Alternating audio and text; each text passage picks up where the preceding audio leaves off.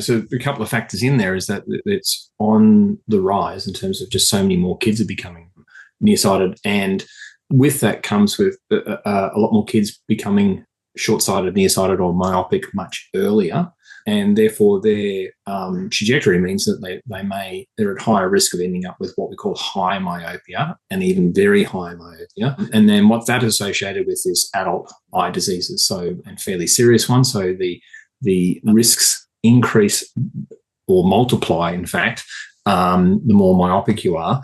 And we're talking things like retinal detachments, higher risk of glaucoma. In the very high myopias, we've got a much higher risk of getting certain types of macular problems. And so these are reasonably serious eye health conditions where we want to try and avoid the number of people suffering with those in their adulthood. So it's not just about the inconvenience of having to wear glasses. It's really about that future eye health. And although you're not an ophthalmologist, I think maybe it's still in your wheelhouse can you just tell us, like, what is retinal detachment, for example? What does that actually mean? Yeah, so the retina is the receptor layer that picks up the light. And so it's a combination. So it's made up of multiple layers of cells and nerves. And when an eye becomes short-sighted, the sclera, the white part of our eye, remodels and grows more quickly, and the retina doesn't keep up and it gets stretched. And so when it gets stretched, it can have tears and breaks. And because they're layers, it can peel away from the back of the eye, which means it's peeling away from its blood supply. And so that can be quite a serious problem. So it is a sight-threatening condition. And so the more myopic you are, the more eye stretching you have, means the higher risk you have of getting retinal detachments.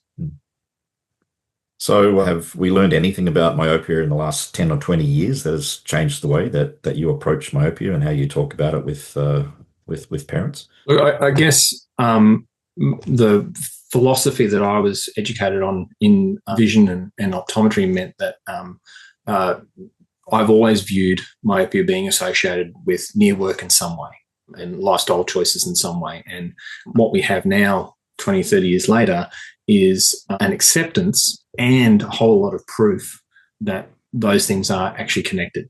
And so probably the biggest thing is that we've just got a real overwhelming degree and amount of evidence now that really does support that while myopia is partly genetic and partly family inherited, there's a whole lot of lifestyle factors and choices that you make on where you do things. So, spending time outdoors versus indoors and the intensity of near work that you do. And so it's nice to see that being proven and accepted.